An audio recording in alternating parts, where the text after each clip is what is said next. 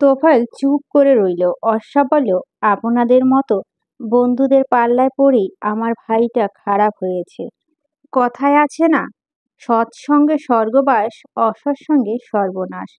খারাপ সঙ্গ পেয়েও খারাপ হয়েছে।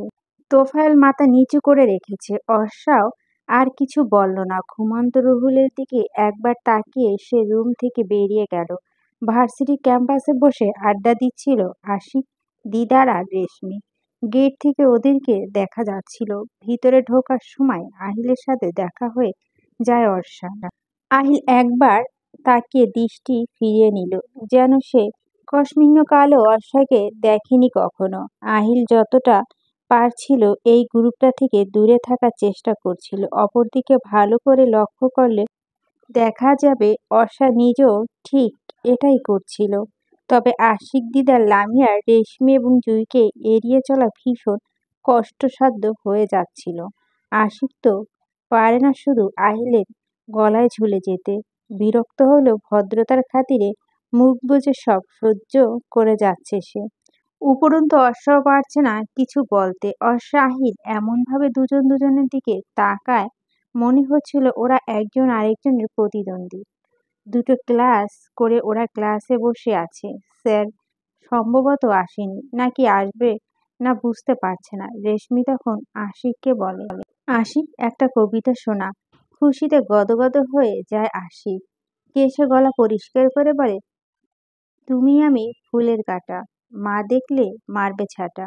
বন্ধু তুই সরে দাঁড়া, মায়ের আগে আমি দিশেহারা।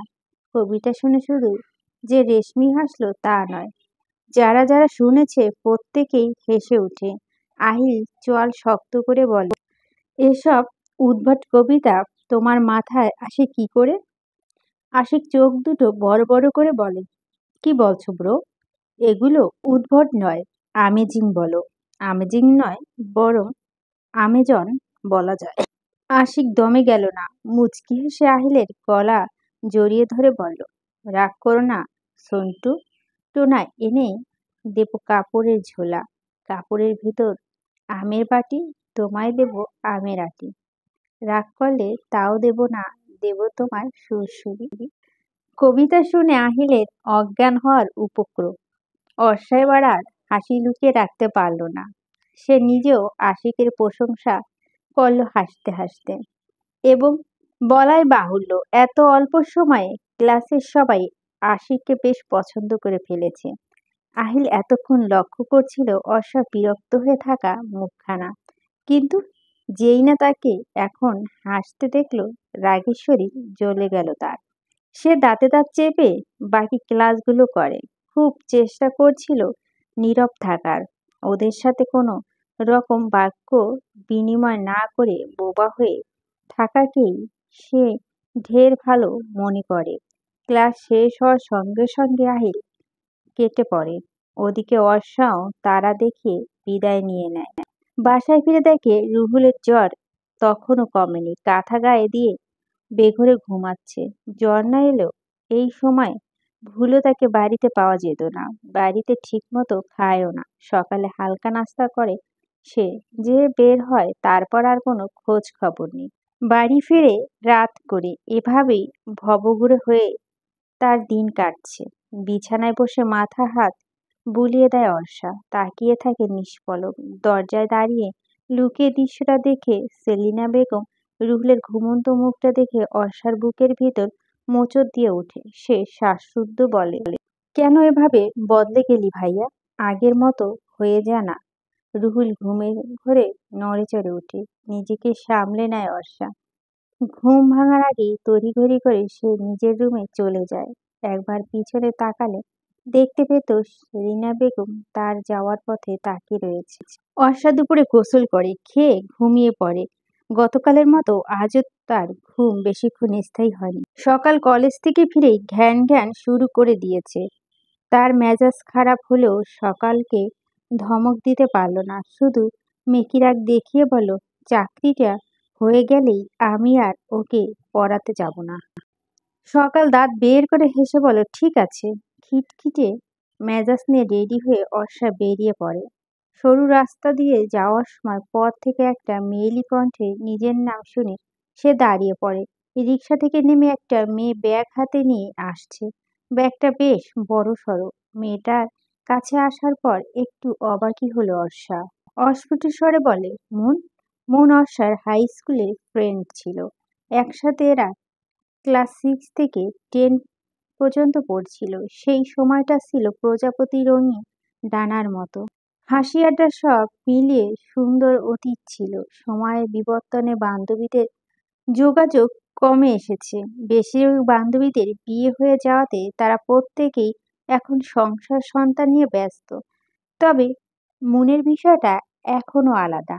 এইচএসসি পরীক্ষার রেজাল্ট পর হুট করে মেয়েটা উধাও হয়ে যায়। মাসখানেক পর ওর বাবা মাও গ্রামে চলে যায়। মনের যেই নাম্বারটি অর্ষার কাছে ছিল সেই নাম্বারে বারংবার ফোন করে মনকে পাওয়া যায়নি, কারণ নাম্বারটি বন্ধ ছিল। আজ 2 বছর পর মনকে দেখে খুশি হাওয়া বদলে অর্ষার মেজাজ আরো খারাপ হয়ে যায়। কথা বলা বিন্দুমাত্র আগ্রহ সে খুঁজে পাচ্ছে না। এটা অনাগ্রহ নাকি অভিমান, সেই প্রশ্ন রয়ে যায়। মুখ ঘুরিয়ে চলে যাবে বলে ঘুরে দাঁড়ানোর পূর্বেই হাতের ব্যাগটা মাটিতে রেখে অর্ষাকে জড়িয়ে ধরে মন। খুশিতে আহ্লাদিত হয়ে জিজ্ঞেস করে, কেমন আছিস? অর্ষা চিবিয়ে চিবিয়ে বলল, ভালো। তোর মুখ এমন দেখাচ্ছে কেন? রাগ করে আছিস? অর্ষার শরীরটা জ্বলে যাচ্ছিল। এভাবে সব যোগাযোগ বন্ধ করে দিয়ে এখন আবার জিজ্ঞেস করা হচ্ছে রাগ করছিস? নাটক। অর্ষা নিরুত্তর রইল। যাচ্ছিস কোথায়? জানতে চাইল মন। অর্ষা কাট কাট গলায় বলো, শ্বশুর বাড়ি। মন অবাক হয়ে বলো, হোয়াট? সত্যি তুই বিয়ে করে ফেলেছিস? আমি বিশ্বাসই করতে পারছি না। আমি তো আরো তোর বাড়িতে যাচ্ছিলাম এখন। অর্ষা আবার নিজের থেকে প্রশ্ন করলো, কেন? সে অনেক কথা, কিন্তু এখন আমার হাতে এত সময় নেই। একটা জায়গায় যেতে হবে আগে। বলে ভ্যানিটি ব্যাগ থেকে নিজের ফোনটি বের করলো, তাড়া দিয়ে বলল, তোর ফোন নাম্বারটা বল। অর্ষা জিজ্ঞাসু দৃষ্টিতে তখন দাঁড়িয়েছিল। মুন ফের তাড়া দিয়ে বলল, কি হলো বল। নাম্বার দিল অর্ষা। অভিমানকে প্রশ্রয় দিল। এতদিনের বন্ধুত্ব একবারে দূরে সরিয়ে দেওয়ার তার পক্ষে সম্ভবপর হলো না কিছুতেই। মুন এবার নিজেই সেই বড় ব্যাগটি অর্ষার হাতে ধরিয়ে দিয়ে বলল, ব্যাগটা একটু নিয়ে যা প্লিজ। আমি 30 মিনিটের মধ্যে চলে আসব, তোকে ফোন করব। অর্ষা কি বলবে বুঝতে পারছে না। মন অবশ্যই উত্তরের অপেক্ষায় দাঁড়িয়ে নেই। সে অন্য একটি রিকশা ডেকে উঠে পড়েছে। রিকশাটা চোখের আড়াল হওয়ার পর ফোঁস করে একটা দীর্ঘশ্বাস নেয় অর্ষা। হাতে থাকা ব্যাগটির দিকে একবার তাকিয়ে বলে, কপাল। বাধ্য হয়ে ব্যাগ নিয়ে সে রাফিকে পড়াতে চলে যায়। রাফি গম্ভীর হয়ে বসে আছে অর্ষার সামনে। আজকে আবার কোন নাটক করবে কে জানে। অর্ষা নিজেও একটি কঠিন হওয়ার চেষ্টা করে বলল, আজকে একদম কোনো বাহানা বের করবে না, বই বের করো। আর হ্যাঁ, কাল যে কবিতাটি পড়িয়ে দিয়েছিলাম মনে আছে? রাফি গম্ভীর মুখে উপর নিচ মাথা নাড়াল। গুড, ঝটপট কবিতাটি লিখে ফেলো। কেন? তুমি আবার ঘুমাবে? অর্ষা থতমত খেয়ে বলে, ঘুমাবো মানে? কালকে তো আমি লেখার সময় ঘুমাই। কি আশ্চর্য, আমি ঘুমিয়েছি নাকি? চোখটা একটু লেগে এসেছিল। এই যা, তুমি ফাঁকিবাজ। অর্ষা চোখ বড় বড় করে বলল, আমি ফাঁকিবাজ? হ্যাঁ, মামা মাকে বলেছে। ফাঁকিবাজ ছাত্রের ফাঁকিবাজ মামা। তোমার জন্য আমারও বদনাম হচ্ছে। সকাল ম্যাম খুব ভালো, তোমার মতো পড়াতে এসে ঘুমায় না। অর্ষা চোয়াল ঝুলে আছে, মুখ কিঞ্চিত হা। পরক্ষণে যেন মেজাজ চটে গেল তার। একটু না হয় ঘুমই চলে এসেছিল, তাই বলে তাকে ফাঁকিবাজ উপাধি দিতে হবে? রাগে গজগজ করতে করতে অর্ষা জিজ্ঞেস করলো, সত্যি তোমার মামা আমায় ফাঁকিবাজ বলেছে? রাফি আবারও উপর নিচ মাথা ঝাঁকালো। অর্ষা না পারছে কিছু বলতে আর না পারছে সহ্য করতে। উভয় সংকটে আছে সে। চলে যাবে নাকি রাফিকে পড়াবে বুঝতে পারছে না। সকালের কথা ভেবেই নিজেকে এবং রাগকে ধাতস্থ করল সে। বড় বড় শ্বাস নিয়ে নিজেকে বলে, কাম ডাউন অর্ষা, কাম ডাউন। রাফি দিকে তাকিয়ে বলল, তুমি লেখা শুরু করো। আমি যে ফাঁকিবাজ নই সেটা প্রমাণ এখন থেকেই পাবে তোমার মামা। রাফি কিছু বলল না, খাতা কলম বের করে চুপচাপ লিখছে।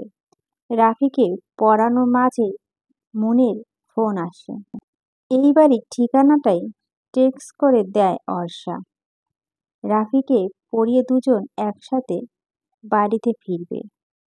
মিনিট 10 পর আহনাবদের বাড়ির সামনে একটা রিকশা থামে। রিকশা থেকে নেমে ভাড়া মিটিয়ে দিয়ে বাড়িটির দিকে একবার তাকালো মন। বিশাল জায়গা জুড়ে দোতলা ভবনে একটি সুন্দর বাড়ি। বাড়ির সামনে এবং দুধারে অনেক ধরনের গাছগাছালি রয়েছে। ফল আর ফুলের গাছ বেশি। বাড়ির ভিতরে ঢুকতে যাওয়ার সময় দারোয়ান পথ আটকে জিজ্ঞেস করে, কাকে চাই? মন মুচকি হেসে বলল, অর্ষার কাছে যাব। এই বাড়িতে অর্ষা নামে কেউ থাকে না। মন একটু অবাক হলো। এরপর দ্বিধাদ্বন্দ্বিত মনে অর্ষার পাঠানো ঠিকানার সাথে বাড়িটির ঠিকানা মিলিয়ে নিল। না, ভুল তো হয়নি, এই বাড়িটাই। এবার সে দূরকণ্ঠে বলল, অর্ষা এ বাড়িতেই থাকে। এই যে ও আমার ঠিকানা পাঠিয়েছে।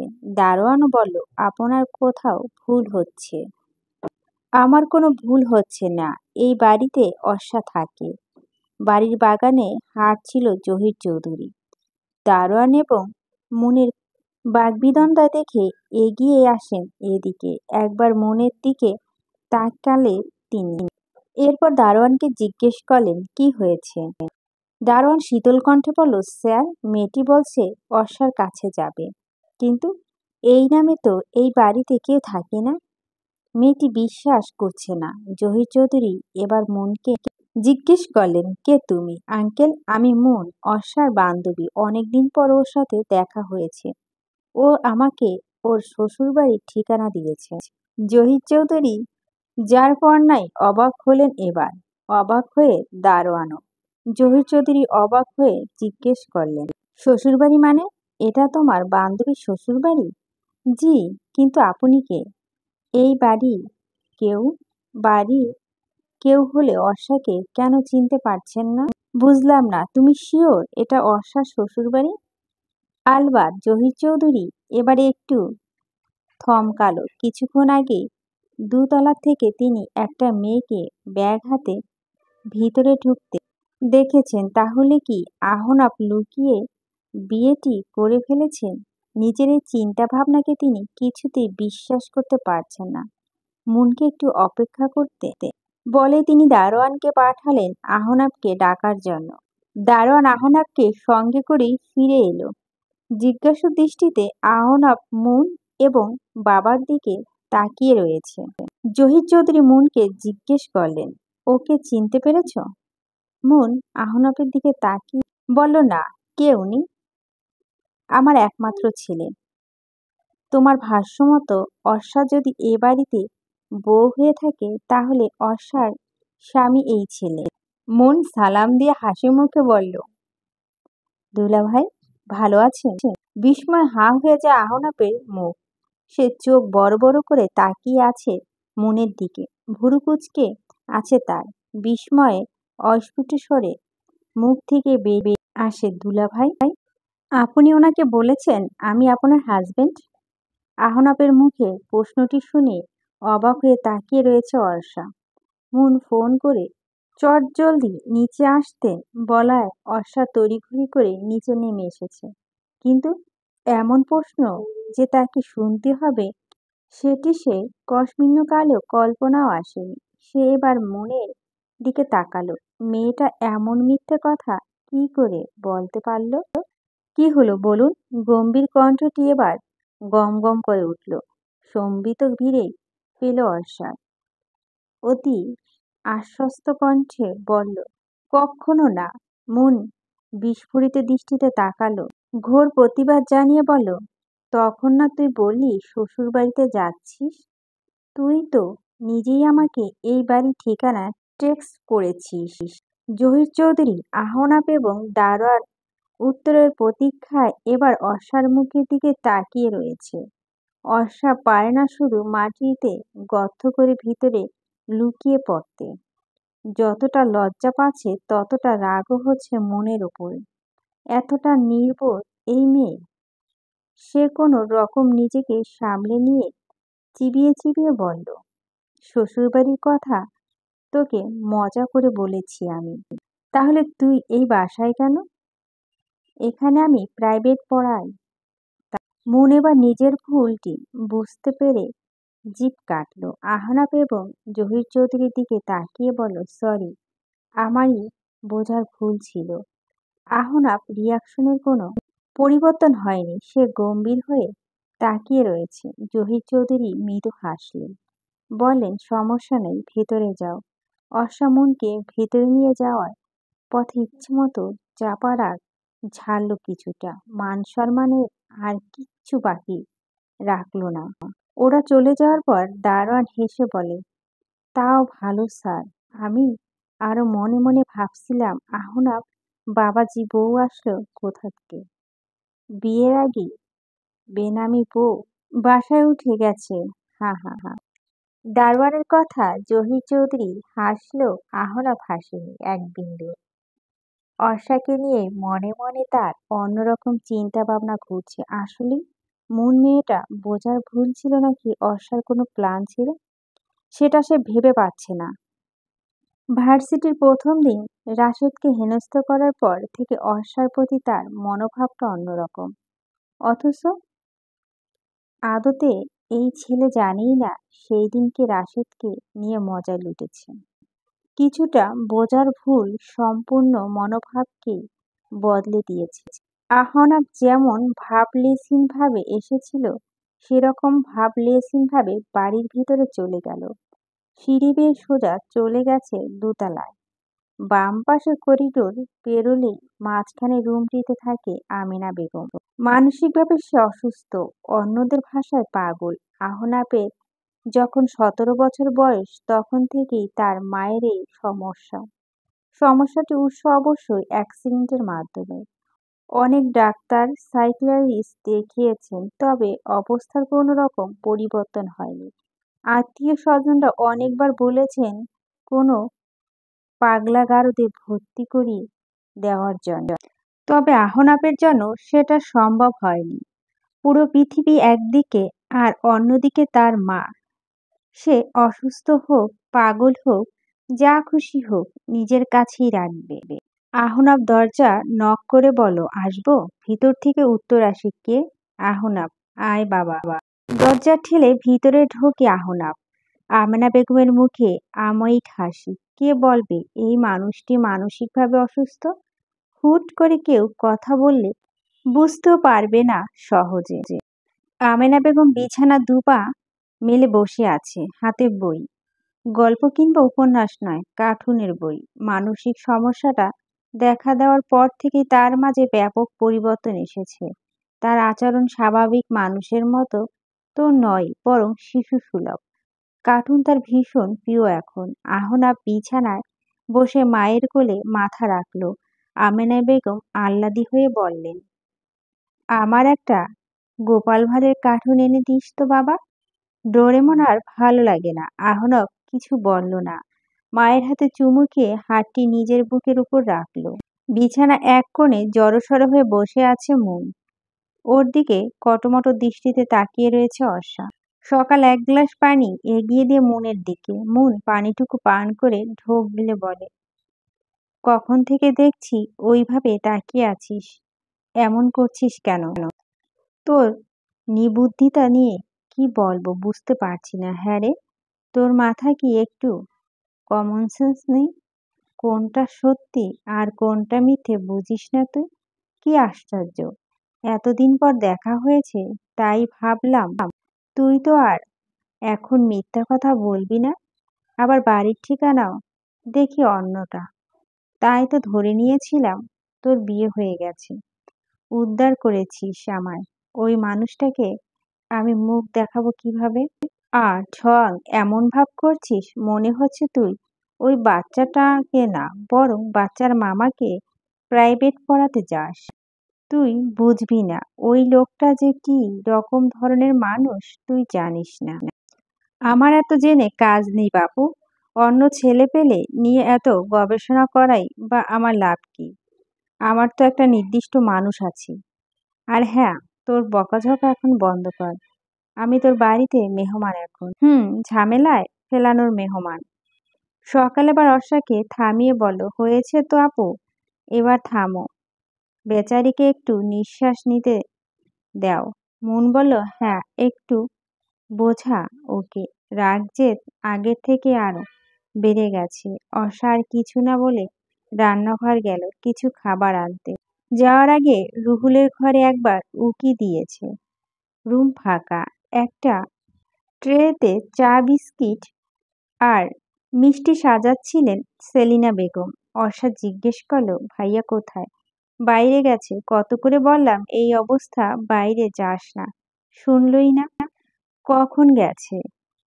তুই যাওয়ার কিছুক্ষণ পরই। অর্ষা এই ব্যাপারে আরো কোনো কথা না বলে ট্রে নিয়ে নিজের রুমে চলে এলো।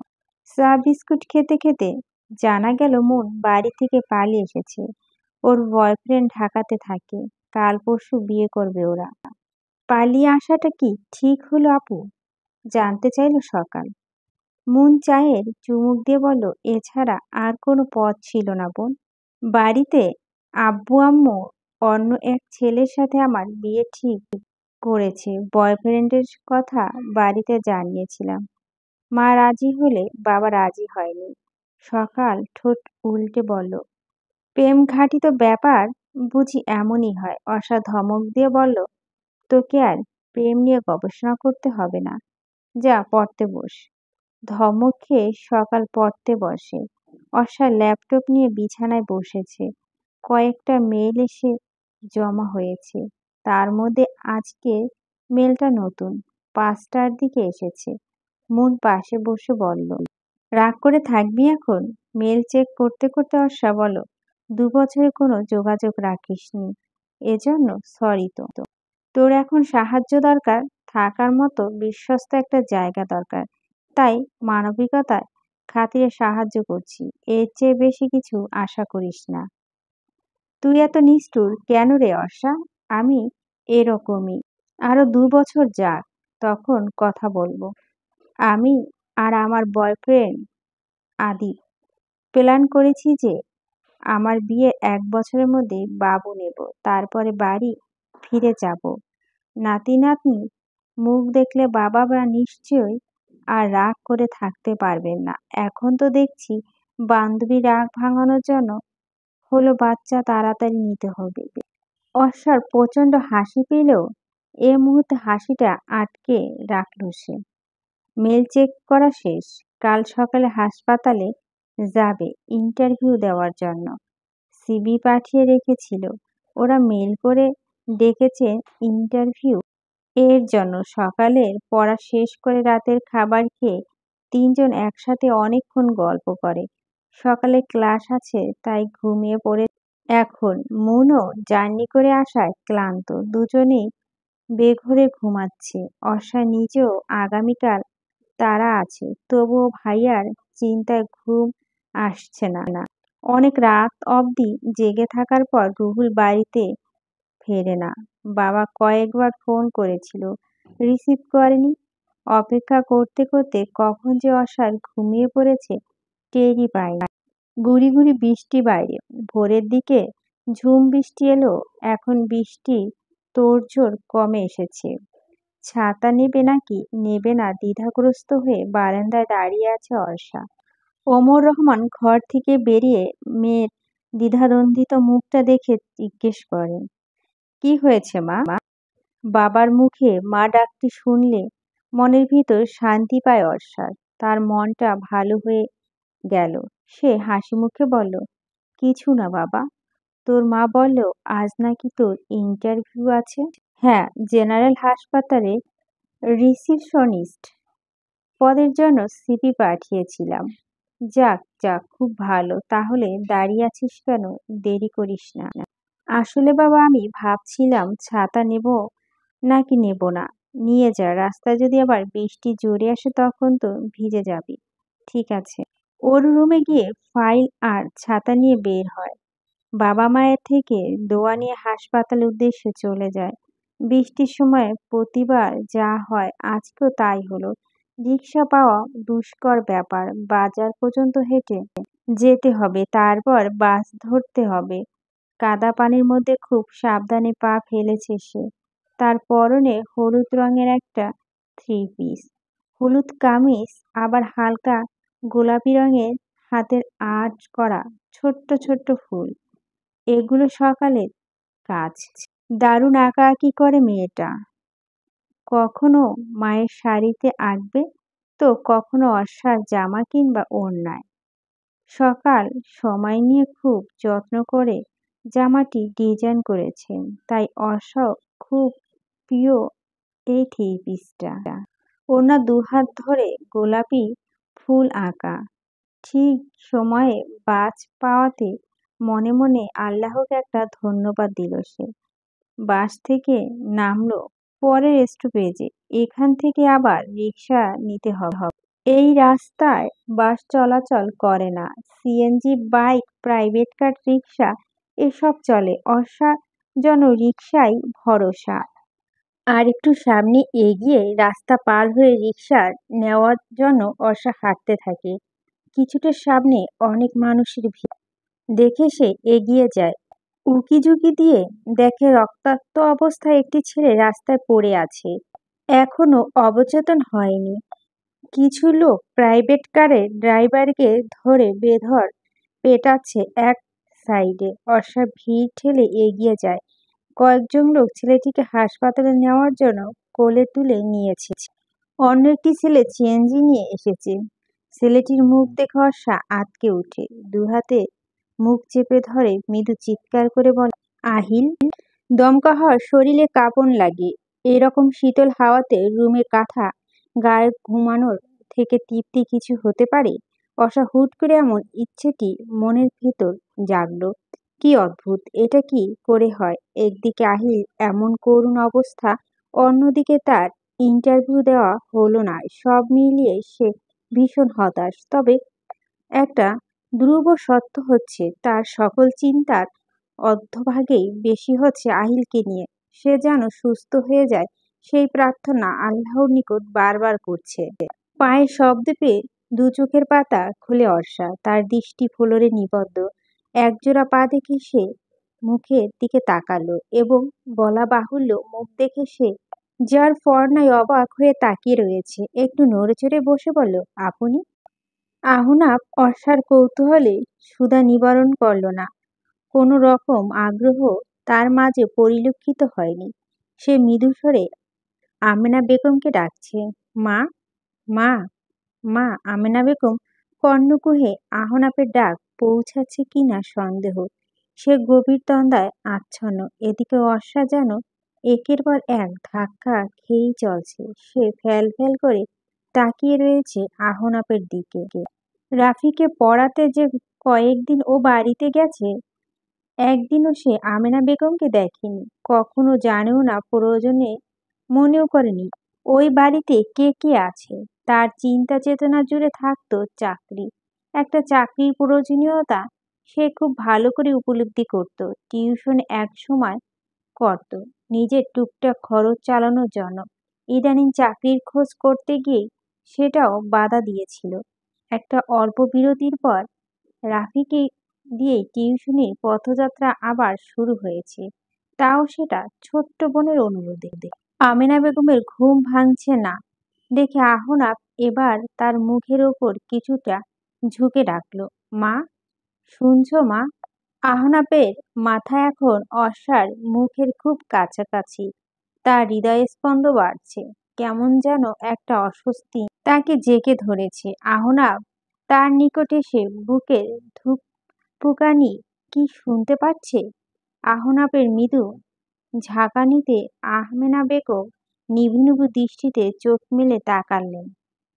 আহনাফ মুখটি দেখেই তিনি মিষ্টি করে হাসলেন। ঘুমান্ত বাচ্চারা যেমন ঘুম থেকে উঠে বাবা মাকে কাছে দেখলে খুশি হয়, আমেনা বেগমের ক্ষেত্রেও সেরকম ঘটনা লক্ষ্য করল অর্ষা। তুই এসেছিস বাবা? বলেই আমেনা বেগম আহনাব তাকে ধরে উঠিয়ে বসালো। বলল, হ্যাঁ, তুমি এখানে কেন ঘুমিয়ে পড়েছ? উত্তরে অর্ষা বলল, উনি আসলে চেয়ারে বসেই ঘুমিয়ে পড়েছিলেন। নিজের উপর কোনো ভারসাম্য ছিল না, যে কোনো মুহূর্তে পড়ে যেতে পারে ভেবেই আমি তাকে আমার কোলে মাথা রেখে শুয়ে দিয়েছিলাম। আহনাব এতক্ষণ বাদে একবার অর্ষার দিকে তাকালো, স্থির দৃষ্টিতে কয়েক সেকেন্ড তাকিয়ে থেকে বলল, ধন্যবাদ আপনাকে। এরপর আমেনা বেগমকে নিয়ে সেই স্থান প্রস্থান করল সে। অর্ষা কতক্ষণ বোকার মতো সেদিকে তাকিয়ে থাকার পর আহিলের কেবিন থেকে ডাক্তার বেরিয়ে আসে। অর্ষা এগিয়ে যায় সেদিকে, ডাক্তারকে জিজ্ঞেস করে, কি অবস্থা এখন ডাক্তার? খুব ভালো বলা যাচ্ছে না, হাতে আর পায়ে ক্ষত বেশি হয়েছে। এমনিতে হাড় ভাঙেনি, তবে প্রচুর রক্তক্ষরণ হয়েছে। আমাদের কাছে যা রক্ত ছিল তা দেওয়ার ব্যবস্থা আপাতত করা হয়েছে। এখন আরো 2 ব্যাগ ও পজিটিভ রক্ত লাগবে, সেগুলোর ব্যবস্থা করুন দ্রুত। অর্ষা মাথা ঝাঁকালো, জিজ্ঞেস করলো, ও কি জ্ঞান ফিরছে? ডাক্তার জানালেন না। অর্ষা আবার আগের জায়গায় বসে পড়েছেন। সে এখন রক্ত কোথায় পাবে? এখন তো হাসপাতালের বিল দেওয়া বাকি আছে, তার কাছে এত টাকাও নেই। যা ছিল তা তো কিছু মেডিসিন কিনতেই শেষ হয়ে গেল। আহিলের বাড়িও চেনে না যে কোনোভাবে যোগাযোগ করবে। কি রকম যেন অসহায় লাগছে এখন তার নিজেকে। সে পা দুটো টান টান করে রেখে চেয়ারে গায়ে পিঠ ঠেকালো। কি করবে না করবে কিচ্ছু বুঝতে পারছে না। ওই সময় তার মাথায় একটা বুদ্ধি এলো। সাইকোলজি ডিপার্টমেন্টের স্টুডেন্টদের নিয়ে একটা মেসেঞ্জার গ্রুপ খোলা হয়েছে, সেখানে কেউ তো আহিলের পরিচিত থাকতেই পারে।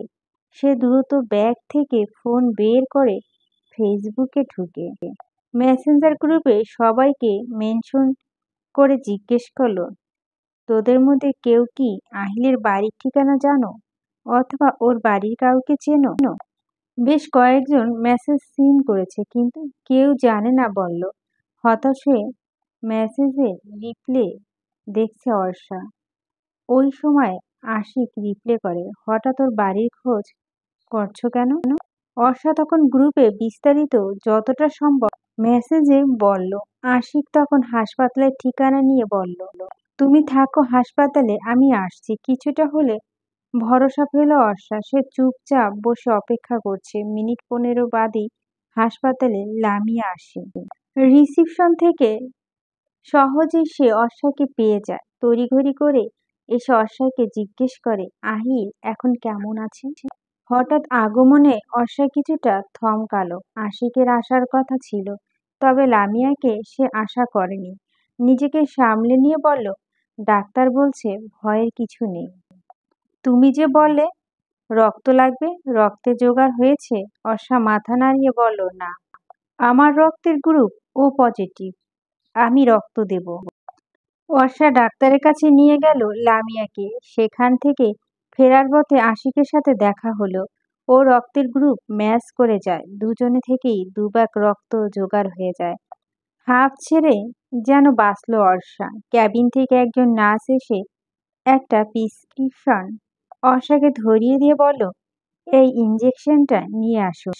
প্রেসক্রিপশন নিয়ে ঠায় দাঁড়িয়ে আছে অর্ষা। তার কাছে তো এখন গাড়ি ভাড়ার টাকাও নেই। সে ইঞ্জেকশন কিনবে কি করে? লামিয়া কিংবা আশিকের কাছে কি চাইবে? অর্ষা ডাক শুনে পেছনে তাকালো অর্ষা। দিদা দাঁড়িয়ে আছে, তার পরনে সাদা শার্টটি বৃষ্টিতে ভিজে চুপচুপে হয়ে যাচ্ছে। সে প্রথমেই আহিলের খবর নিল। অর্ষা ডাক্তারের বলা কথাগুলো বলল এবং আশিক ও লামিয়া আসার কথাও জানিয়েছে। একটু থেমে বলল, তুমি তো একদম ভিজে গেছো, ঠান্ডা লেগে যাবে তো। আমি তোমার মেসেজ দেখেছি গ্রুপে, তখন আমাদের শোরুমে ছিলাম, ছাতা তো ছিল না, তাই এভাবেই বের হয়ে এসেছি। রিক্সা খুঁজতে গিয়ে ভিজে গেছি। অর্ষা মলিন হাসল। ইন্টারভিউ দিতে না পারার জন্য কিঞ্চিত যেই আফসোসটা তার মাঝে হয়েছিল, তার জন্য এখন সে নিজেকে মনে মনে ভর্ৎসনা জানাচ্ছে। সে তো একা আহিলের জন্য এগিয়ে আসেনি, আশিক, লামিয়া, দিদার ও তো এসেছে। দিদার অস্বার চিন্তিত মুখটি খেয়াল করে বলল, তুমি কি কিছু নিয়ে চিন্তা করছো? কোনো রকম রাগঢাক না করে সরাসরি বলল অর্ষা, আসলে নার্স এই ইঞ্জেকশনটা আনতে বলেছে, কিন্তু আমার কাছে যে টাকা ছিল সব শেষ। দিদার হাত বাড়িয়ে বলল, দেখি প্রেসক্রিপশনটা আমায় দাও, এখান থেকেই নিতে হবে। তা কিছু বলেনি? আচ্ছা, তুমি টেনশন করো না, আমি নিয়ে আসছি। দিদার চলে যাওয়ার 10 মিনিটের ব্যবধানে জুই আর রেশমি আসে, সরাসরি অর্ষার কাছে এসে বসে। সব শুনে দুজনে ভীষণ আফসোস করছে আহিলের জন্য। ডিপার্টমেন্টে সবার মাঝে এই কয়েকজনের মধ্যে যে অল্প বন্ধুত্ব আভাস ছিল তা পূর্ণ মাত্রায় নিতে পারেনি। এই কথা যেমন সত্য, তেমনি প্রথম দিনের আলাপ এরা কেউ ভুলতে পারেনি। সেই থেকে হয়তো একে অপরের প্রতি অদৃশ্য একটা টানের রেশ ধরে ঝড় বৃষ্টি উপেক্ষা করে আহিলের দুর্ঘটনার খবর শুনে ছুটে এসেছে সকলে। লামিয়ার আশিক রক্ত দিয়ে চলে এসেছে। দিদারও ইঞ্জেকশন এনে নার্সকে দিয়ে ওদের কাছে চলে আসে। রেশমি বলে, তোমরা কেউ তো মনে হয় কিছু খাওনি, চলো ক্যান্টিনে যাই। লামিয়া অবশ্য আপত্তি জানালো। জুই মৃদু ধমক দিয়ে বলল, না মানে? তুমি সকাল থেকে হাসপাতালের দৌড়াদৌড়ি ওপরে আছো, না খেলে তো অসুস্থ হয়ে যাবে। লামিয়া এবং আশিকের দিকে তাকিয়ে বলল, আর তোমরা এমনিতেই দুর্বল, তোমাদের খাওয়া দরকার আরো বেশি। জোরপূর্বক সবাইকে নিয়ে ক্যান্টিনে গেল রেশমি আর জুই। খাওয়ার বিল রেশমি দিয়েছে। খেতে খেতে সবাই অ্যাক্সিডেন্ট নিয়ে অর্ষা থেকে এবার খুঁটিনাটি সব শোনে। সবাই আহিলকে নিয়ে চিন্তান্বিত। আশিক বলল, অর্ষা, তুমি এবার বাড়িতে যাও, গোসল করে খেয়ে একটু রেস্ট নাও, তোমার এখন একটু রেস্ট নেওয়া প্রয়োজন। বাকিরা সম্মতি জানালো। অর্ষা ভাবলো রেস্ট না নিক, অন্তত কাপড় পাল্টানো দরকার খুব। চলে আসার মুহূর্তেই নার্স জানায় আহিলের জ্ঞান ফিরেছে। তাই অর্ষা চাইল যাওয়ার পূর্বে একবার আহিলের সাথে দেখা করেই যায়। সে অনুমতি নিয়ে ভিতরে যায়, একটা টুল টেনে আহিলের মাথার পাশে বসে বলে, খুব কষ্ট হচ্ছে? ব্যথিত দৃষ্টিতে তাকিয়ে রয়েছে আহিল। জ্ঞান ফেরার নার্স জানিয়েছে ওর বন্ধুরা সবাই এসেছে। এ কথা শুনে অবাক হয়েছে আহিল। সে কল্পনাও করেনি যে তার ডিপার্টমেন্টের এই ছেলেমেয়েগুলো আসবে। সামনে শুধু অর্ষা, তাহলে কি বাকিরা এসেছে? অর্ষা নিজ থেকেই বলল, অ্যাক্সিডেন্ট কিভাবে হয়েছে সেসব বিস্তারিত পরে শুনবো। তার আগে তোমার বাড়ির ঠিকানা দাও, বাসায় এখনো খবর দেওয়া হয়নি। আহিল নিরুত্তর। অর্ষা বলল, কি হলো? তুমি এখানে এসেছো? ভাঙা ভাঙা স্বরে জিজ্ঞেস করলো আহিল।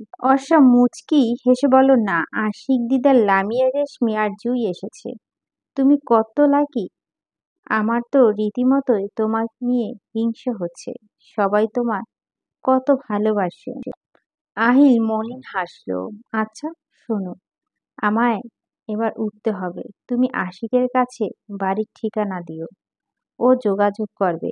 আমি পরে আবার আসবো, বলল অর্ষা। উঠে দাঁড়িয়ে চলে যাওয়ার পূর্বে বলে গেল, টেক কেয়ার। ক্যাবিন থেকে বেরিয়ে বাইরে সবাই থেকে বিদায় নিল সে। ওরা এবার আহিলের কাছে যায়। পেছন থেকে দিদার অর্ষাকে ডাকে। ডাক শুনে অর্ষা দাঁড়িয়ে পড়ে। দিদার এগিয়ে এসে মানিব্যাগ থেকে 500 টাকার একটা নোট বের করে অর্ষার হাতে গুজে দিয়ে বলল, তুমি বলেছিলে তোমার কাছে টাকা নেই, এটা নিয়ে গাড়ি ভাড়া দিও। আরে না না, লাগবে না। অবশ্যই লাগবে, এত দূরের পথ, নয়তো যাবে কি করে? একটা ব্যবস্থা আমি করে নেব। টাকাটা? কাম অন ব্রো, এত ফর্মালিটি কি আছে? আমরা বন্ধু না? আর বন্ধু হয়ে কি বন্ধুর জন্য এতটুকু করার রাইট আমাদের নেই? অর্ষার কি জানি হলো, চোখ ফেটে অশ্রু বের হতে যাচ্ছে তার। সে নিজেকে সামলে নিয়ে স্মিত হাসল। দিদার বলল, সাবধানে যেও। একা যেতে পারবে নাকি? পৌঁছে যাব। পারবো। তোমরা আহিলের কাছে থেকো। থাকবো, তুমি চিন্তা করো না। তোমার ফোন নাম্বার দিয়ে যাও। আপত্তি না থাকলে। না, আপত্তি কেন থাকবে? এরপর দিদারকে নিজের নাম্বারটি দিয়ে হাসপাতাল থেকে বেরিয়ে আসে অর্ষা। বাইরে থেকে ফোঁটায় ফোঁটায় বৃষ্টি হচ্ছে। হায় আল্লাহ, এই বৃষ্টির মধ্যে বাড়িতে ফিরবে কি করে? রিক্সা, তাও যা চোখে পড়ছে একটা খালি নেই। মুসিবতের উপর মুসিবত। সে বিরক্ত হয়ে দাঁড়িয়ে রইল। পাশ থেকে একজন বলল, এখানে কেন? অর্ষা ঘাড় ঘুরিয়ে দেখলো আহনাফকে। বিস্মিত হয়ে বলল, যাননি এখনো? গিয়েছিলাম, বাড়িতে গিয়ে মা প্রেসক্রিপশন রেখে গেছে হাসপাতালে, তাই আবার আসতে হয়েছে। অর্ষার মনে হলো সে নতুন এক আহনাফকে আবিষ্কার করছে। আচ্ছা, সত্যি এটা আহনাফ নাকি তার ডুপ্লিকেট কেউ? নতুবা আসল আহনাফ তো কখনো এত কথা বলে না। অন্তত অর্ষার সাথে বলেনি কখনো। আহনাফের খুব জানতে ইচ্ছে করছে আহিল এখন কেমন আছে। প্রথম দিনটা এড়িয়ে যেতে চাইল, এবার আর পারেনি। উপরন্তু বৃষ্টির মাঝে অর্ষাকে বাইরে একা দেখে নিজ থেকেই কথা বলা সেও মনে করল। এতে হয়তো আহিলের খবরটা নেওয়া যাবে। সেই ছেলেটা কেমন আছে জানতে চাইল আহনাফ। অর্ষা বলল, আহিলের কথা বলছেন? নাম জানি না। আপনি যাকে রক্তাক্ত অবস্থায় নিয়ে এসেছিলেন? হ্যাঁ, ওর নাম আহিল। ভার্সিটির ফ্রেন্ড। এখন কিছুটা ভালো। মাত্রই জ্ঞান ফিরেছে। বাকি ফ্রেন্ডসরা ওর কাছে আছে। তাই আমি বাড়িতে যাচ্ছি। এরপর একটু ইতস্তত করে বলল, আপনি তো বাড়ির পথেই যাচ্ছেন, আমায় একটু বাস স্টপেজে অবধি পৌঁছে দেবেন? আহনাফের মুখোপায় কঠিন ঠেকল। সে নির্জীব হয়ে বলল, আসুন। অর্ষা পেছনে বসতে চাচ্ছিল, তখন আহনাফ বলল, সামনে বসুন। অর্ষা সামনে বসলো। গাড়ি ড্রাইভ করছে আহনাফ। প্রচন্ড ঘুম পাচ্ছিল অর্ষার। সে একটু পরপর হাই তুলছে। মেন রোডে গিয়ে জ্যাম পড়ল। এদিকে নিজের ঘুমকে কোনোভাবে অর্ষা রাখতে পারছে না। এবার হাই তুলতে তুলতে নিজেই নিজের উপর বিরক্ত হচ্ছে। কখন এই জ্যামের সমাপ্তি ঘটবে কে জানে। অপেক্ষার প্রহর শেষ হওয়ার পূর্বেই তন্দ্রায় দু চোখ বন্ধ হয়ে যায়। আহনাফ এতক্ষণ অন্য পাশে মুখ ফিরে জানালার দিকে বাইরে তাকিয়েছিল। জ্যাম ছোটার পর গাড়ি স্টার্ট দেওয়ার সাথে সাথেই অর্ষা আহনাফের উপর ঢলে পড়ে। দ্রুত বাম পাশের অর্ষার মাথা ধরে ফেলে আহনাফ। নয়তো এখানে স্টিয়ারিংয়ে আঘাত লাগতো। হলুদ হিজাবের সাথে সাথে কয়েক ফোঁটা শুকনো রক্ত অর্ষার গালে লেগে রয়েছে। নীরবে দীর্ঘশ্বাস নিল আহনাফ। সযত্নে মাথাটি তুলে ধরে গাড়ির সিটের সাথে হেলিয়ে দিল।